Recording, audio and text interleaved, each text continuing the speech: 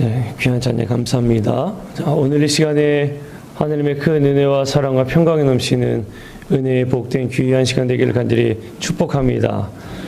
여러분 그 동요 중에 퐁당퐁당 돌을 던지자라는 동요 잘 아시죠?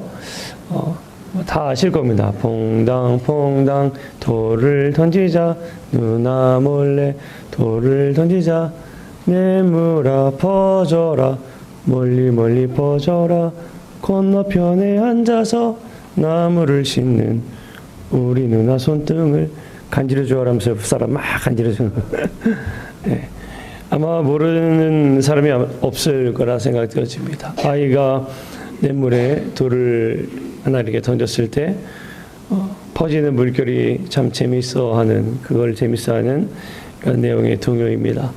그런데 아이가 던진 이 작은 돌, 아이가 던져봐야 얼마나 큰 돌을 던지겠습니까? 뭐 이만한 바위를 던질 것도 아니고, 작은 돌을 던졌을 때 그 일렁이는 물결이 저 건너편에 있는 우리 누나에게까지 아주 멀리 멀리 퍼지는 그런 모습을 우리가 상상을 하게 됩니다. 작은 돌 하나가 일으키는 물결, 작은 물결이지만 그 물결은 참 멀리 가는구나 라는 거죠. 제가 사진 한 장을 준비했는데요. 잘 안 보시죠? 자, 이 사진은 2012년도에 영국의 그리니치 천문대가 발표한 올해의 천문사진 지구 및 우주 부문에서 이제 특별상을 받은 사진의 모습입니다. 프랑스 사진작가 루크 페로시라는 사람이 찍은 사진이에요. 이 사진의 장소가 어딘가 하면 프랑스 령 레위니옹 섬에 있는 화산 분화구 호수인 브롱드러라는 곳에서 촬영한 사진입니다. 이 루크 페로시 이 사진을 찍기 위해서 2년을 기다렸다고 그래요. 2년. 왜 2년이라는 시간이 걸렸는가 하면 이 사진 작가들은 분명한 자기의 의도가 있거든요. 그 의도를 위해서 2년이라는 시간을 기다렸다는 겁니다. 자, 어떠한 의도가 있었는가 하면, 여러분 특별히 이 호수를 보시면은 어떻습니까? 물결이 전혀 없는 걸 볼 수가 있죠. 거울 같은 모습인 걸 보실 수 있을 거예요. 잔잔한 미동조차도 없어요. 그리고 하늘 보시면 구름이 있어요, 없어요? 네, 조금도 없습니다. 한 점 구름도 없는 모습을 볼 수가 있어요. 이 사진을 얻기 위해서 구름 한 점이 없이 맑게 갠 하늘, 그리고 대기가 안정되어 있어야 하고 바람이 전혀 불지 않아서 이 호수가 거울처럼 아주 조용한 호수의 상태를 기다렸습니다. 이 모든 것들이 만족하기 위한 시간을 기다린 게 2년이라는 시간이에요. 사진이 참 멋있고 아름답습니다. 이 사진을 보면 아름다운데 무엇보다 이 사진을 기다렸던 이 사람의 순간, 그리고 사진을 찍기 위해 셔터를 누르는 그 순간은 어떠한 순간이었을까요? 아주 고요한 순간이었을 겁니다. 어쩌면 풀벌레 소리만 들리는, 그 외에는 바람 소리도 없기 때문에 정적만 있는 고요한 상태였을 것이라, 우리는 이 사진 한 장 속에 그때의 시간을 우리가 공감하게 되죠.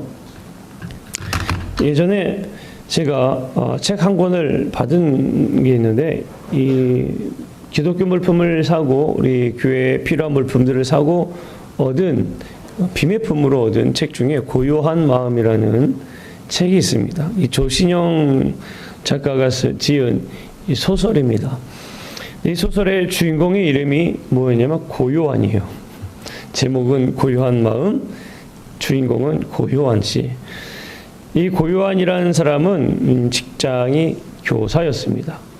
이제 어느 날 자신이 가르치는 학생이 자신을 찾아와서 상담을 요청했어요. 마음의 아픔이 있고 문제가 있으니까 상담을 요청했겠죠. 이 고요한 선생님은 아이와 상담을 할 때에 어떻게 상담을 했는가 하면 그 아이의 마음의 이야기를 듣기보다는 자신이 알고 있는 지식을 아주 마음껏 뽐내는데 정신이 없었습니다. 자신이 알고 있는 것들을 아주 자랑하며 아주 휘황찬란하게 그 아이에게 전달해 준 거죠. 그리고 그 아이와 헤어졌는데 다음 날 학교에 왔을 때 발칵 뒤집혔어요. 왜 뒤집혔는가 하면 사건이 난 겁니다. 무슨 사건이냐? 고요한 이 선생님과 상담한 이 아이가 집에 가서 자살 시도를 한 거예요. 상담을 받았는데 자살 시도를 했다. 그러니까 학교가 발칵 뒤집힐 수밖에 없지요.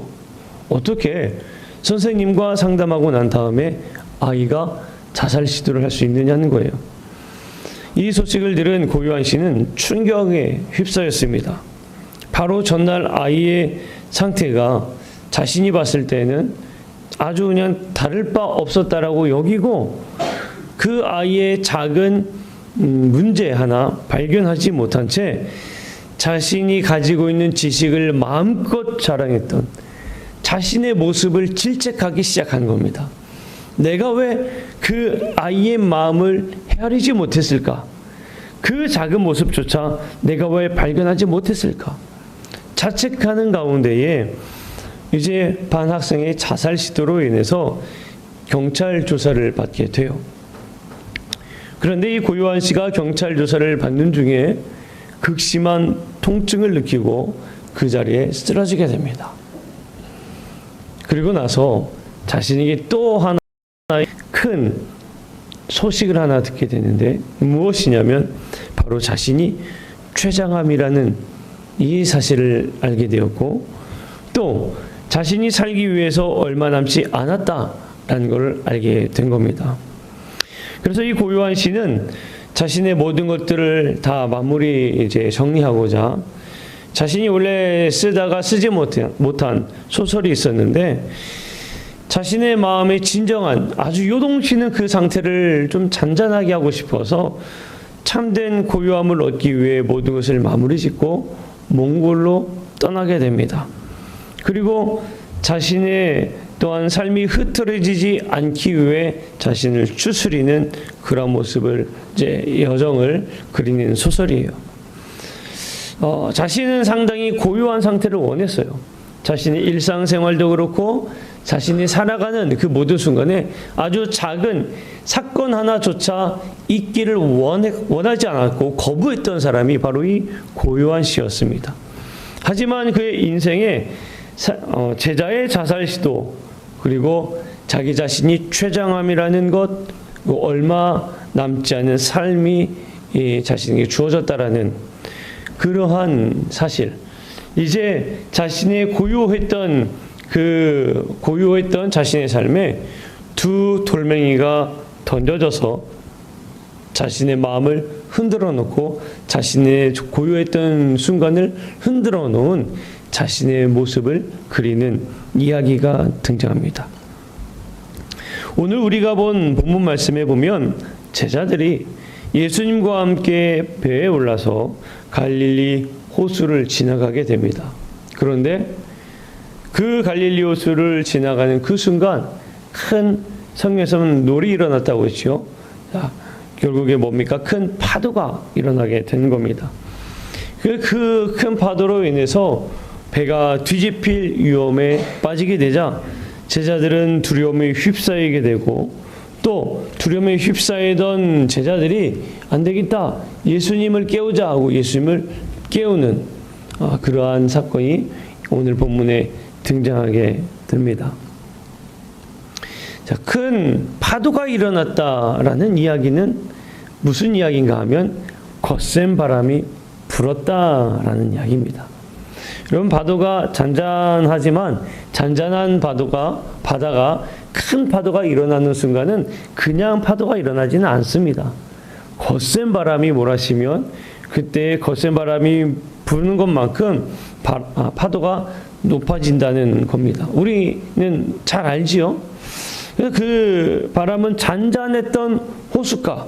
그래서 아무 문제 없이 그 호수를 건널 수 있던 그 순간에 큰 바람과 함께 큰 파도를 일으켜서 배를 사정없이 흔들기 시작한 겁니다. 여러분, 우리가 제자들처럼 마찬가지로 인생의 배를 타고 예수님과 함께 인생의 여정을 하루하루 지나가고 있습니다. 한 해 지나갈 때마다 우리는 인생의 여정의 그 바다를 건넌다라고 생각할 수가 있습니다. 언제나 우리의 인생의 바다와 호수는 잔잔하기를 원하지만 오늘 본문처럼 잔잔하지만은 않는다라는 겁니다. 제자들이 큰 파도를 만나서 배가 뒤집힐 위험에 처했던 것처럼 우리도 그러한 위험에 언제든지 얼마든지 처한다는 것을 우리 너무나 잘 알고 있고 이것이 사실이라는 이야기입니다. 고요한 마음이라는 소설에서 주인공 고요한 씨가 고요한 삶을 원했지만 원치 않게 자신에게 커다란 파동을 일으키는 사건들이 다가왔듯이 우리의 인생에 그렇게 큰 파도가 일어나고 바람이 부는 경우가 종종 발생한다는 이야기입니다. 그때 우리들의 모습은 어떠할까요? 바로 오늘 나타난 제자들이 두려움에 떠든 그 모습과 우리의 모습과 매우 같음을 우리 느끼게 됩니다. 자, 여기서 우리가 깨달아야 하는 것이 바로 누구와 함께 있었는가인 겁니다. 제자들은 지금 제자들만 그 자리에 있었던 게 아니에요. 제자들은 지금 누구와 함께 있었는가 하면 예수님과 함께 있었습니다. 예수님과 함께 있는 그 순간 제자들이 무엇을 느끼고 있는가 하면 두려움에 떨고 있다는 거예요. 여러분, 우리는 이걸 알아야 합니다. 예수님과 함께 있음에도 불구하고 두려움에 떠는 제자들, 예수님과 함께하는 삶을 살아간다고 고백하는 우리들이지만 언제든지 두려움에 떠는 우리의 모습들을 우리는 볼 수가 있습니다. 제자들이 두려움에 떨고 있는 이유는 다름이 아닙니다. 지금 그들이 무엇을 보고 있기 때문에 두려움에 떨고 있을까요? 파도를 보고 있습니다. 그리고 배가 흔들림을 경험하고 있습니다. 그래서 제자들이 지금 두려워하고 있는 거예요. 죽을까 겁이 나기 시작한 겁니다. 이대로 죽는 건 아닌가. 배를 집어삼킬 것 같은 큰 파도를 보며 두려움을 안게 됩니다. 예수님은 옆으로 지금 계시지만 아주 평안히 잠을 자고 계시지만 그럼에도 불구하고 지금 제자들은 예수님이 함께하고 있다는 사실을 기억하는 게 아니라 지금 내가 타고 있는 배를 흔들고 있는 저 파도를 보고 있다는 겁니다. 열왕기하 6장에 보게 되면 아람과 이스라엘이 전쟁하는 사건에 대한 이야기가 등장하게 돼요. 아람과 이스라엘이 전쟁을 하는데 아람 왕이 이스라엘과 전쟁만 하면 어떤 작전을 세우더라도 허탕이 되는 겁니다. 허탕이 되는 거예요. 그러니까 뭐 한다는 얘기예요? 전쟁만 하면 진 거예요.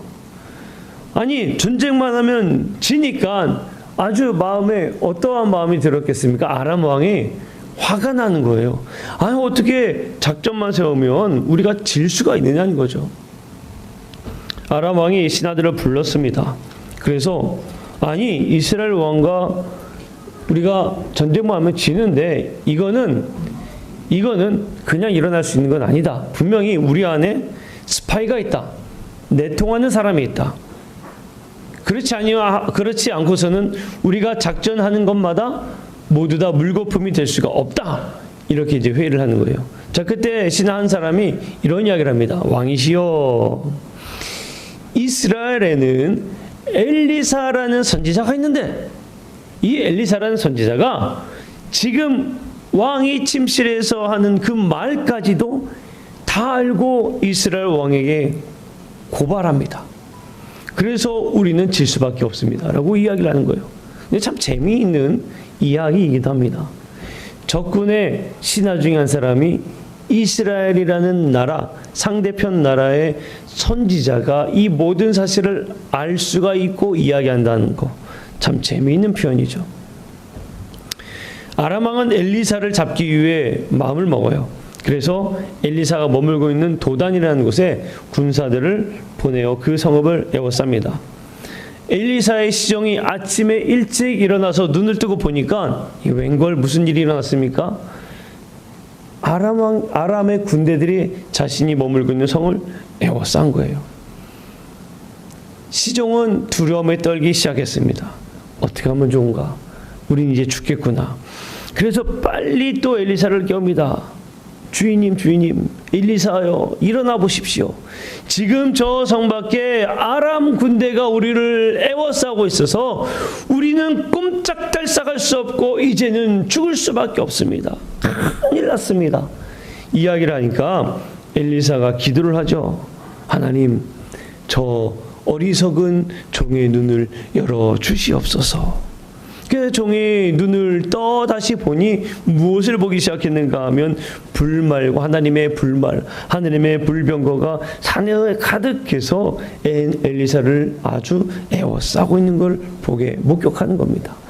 하나님께서 오히려 그들을 더 에워싸서 엘리사와 시종들을 보호하시는 모습을 보는 거예요. 자, 여기에서 시종이 늘 항상 엘리사와 함께 하면서도 두려움에 떨었던 그 두려움의 문제는 무엇일까요?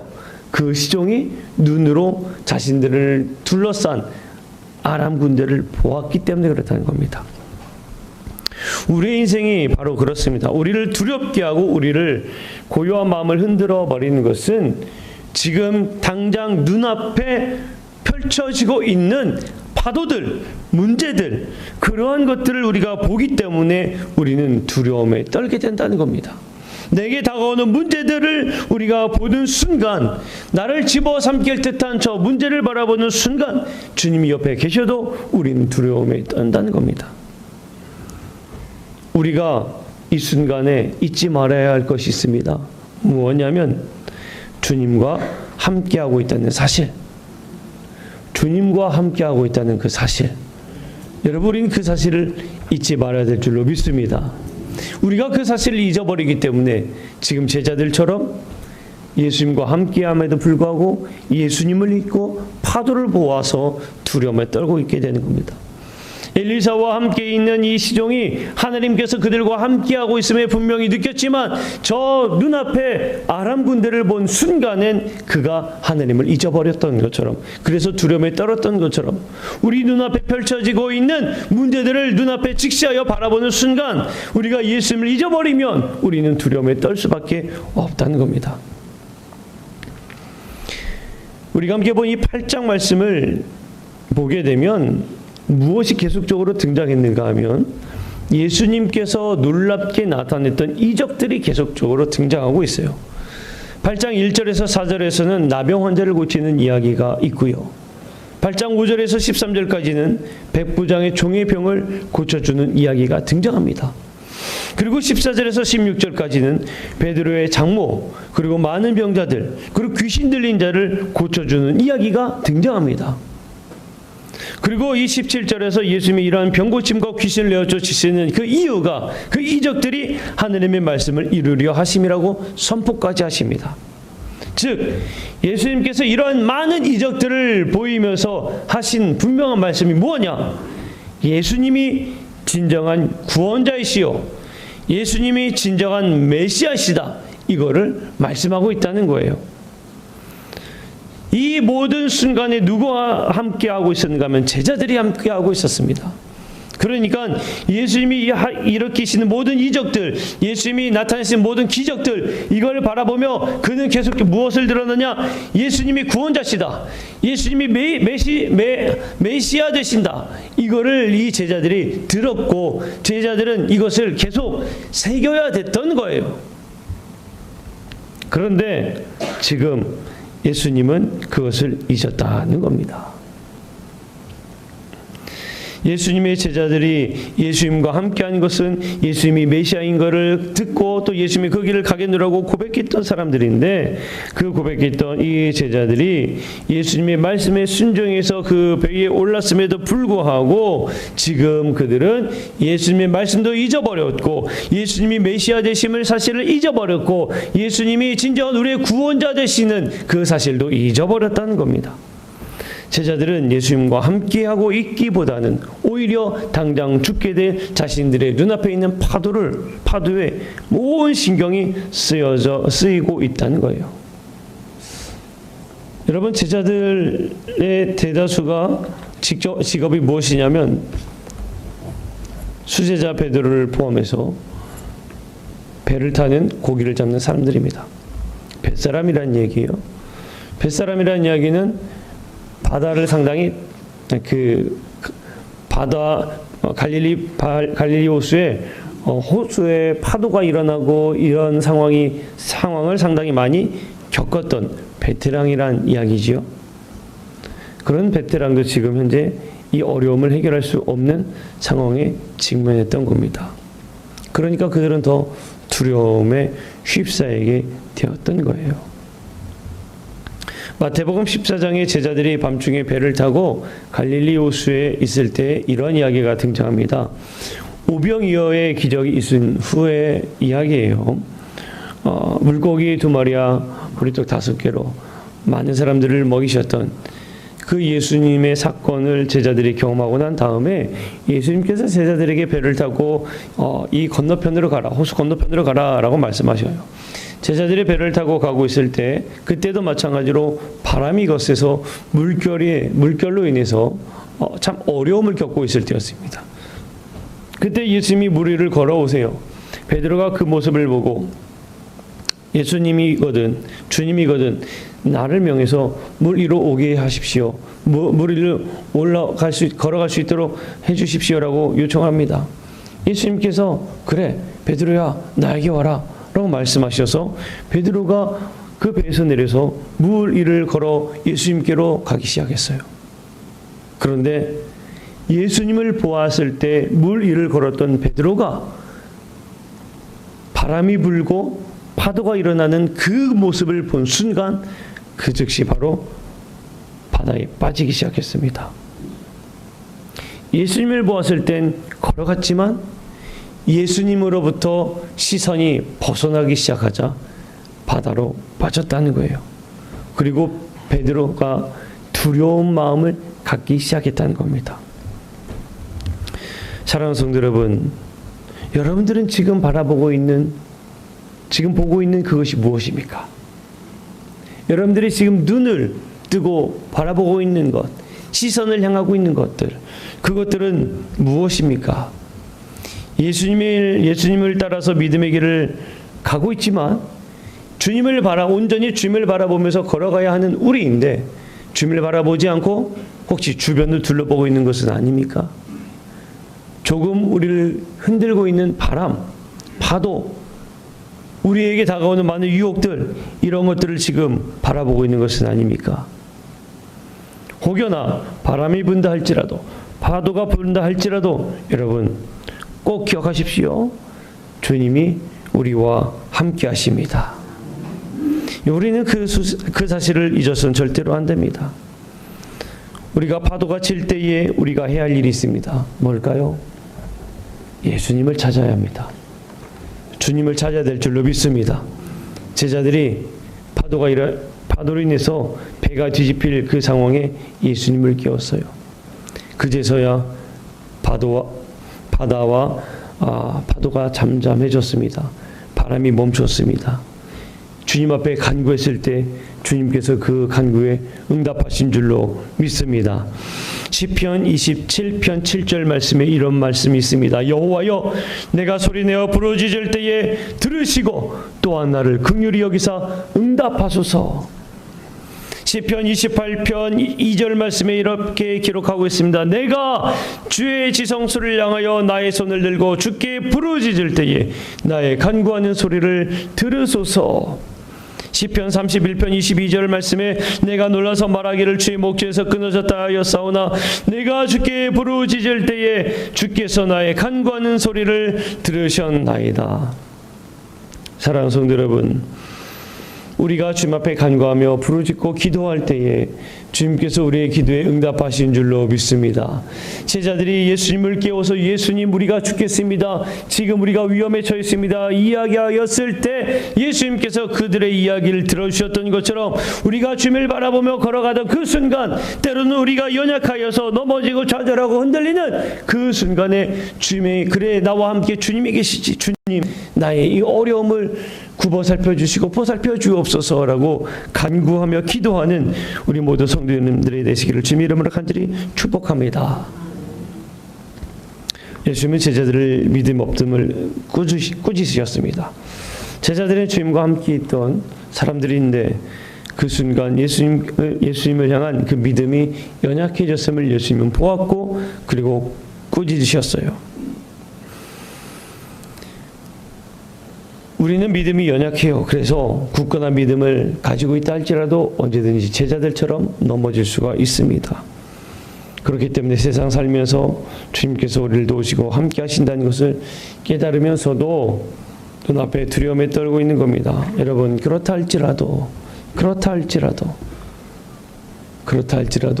주님께 알리지 않는다면 그것만큼 어리석은 일이 어디 있겠습니까? 주님 앞에 기도하지 않는다면 고백하지 않는다면 그것만큼 어리석은 일이 어디 있겠냐는 거예요. 주님을 깨웠을 때 비로소 잔잔한 호수를 만날 수 있었던 것처럼 여러분 우리가 하느님 앞에 주님 앞에 혼나는 거 아닌가? 절대 혼내시지 않습니다. 기도하고 간구하여서 잔잔한 호수의 상태를 얻기를 평안을 얻기를 주님의 이름으로 간절히 축복합니다. 주님은 누구십니까? 놀라운 은혜의 주님이시요 주의 사랑하는 자녀들을 돌보시는 은혜의 하나님 되십니다. 우리가 찬송가 370장에 우리가 부를 때 그렇게 고백하죠. 370장 부를 때 주 안에 있는 나에게 딴 근심이 있으랴 십자가 밑에 나아가 내 짐을 풀었네. 그 두려움이 변하여 내 기도가 되었고 전날에 한숨 변하여 내 노래가 되었네. 내 주는 자비하셔서 늘 함께 계시고 내 궁핍함을 아시고 늘 채워주시네. 내 주와 맺은 언약은 영불변하시니 그 나라 가기까지는 늘 보호하시네. 우리가 찬양하는 이 찬양의 가사가 우리의 고백이 되어질 줄로 믿습니다. 빌립보서 4장 6절 7절 말씀에 기록되어 있습니다. 아무것도 염려하지 말고 다만 모든 일에 기도와 간구로 너희 구할 것을 감사함으로 하나님께 아뢰라.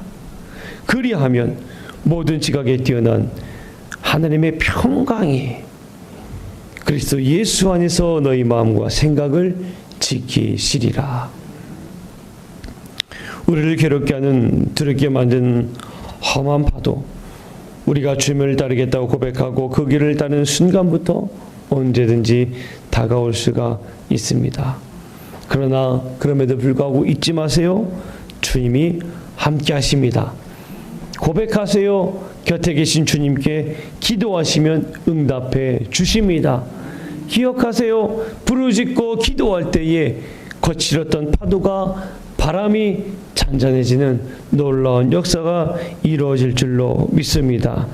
고요함, 참된 고요함을 얻고 주 안에 있음으로 완전한 평강을 얻는 그리고 그 평강을 누리는 우리 모든 성도님들이 되시기를 주님의 이름으로 간절히 축복합니다. 기도하겠습니다.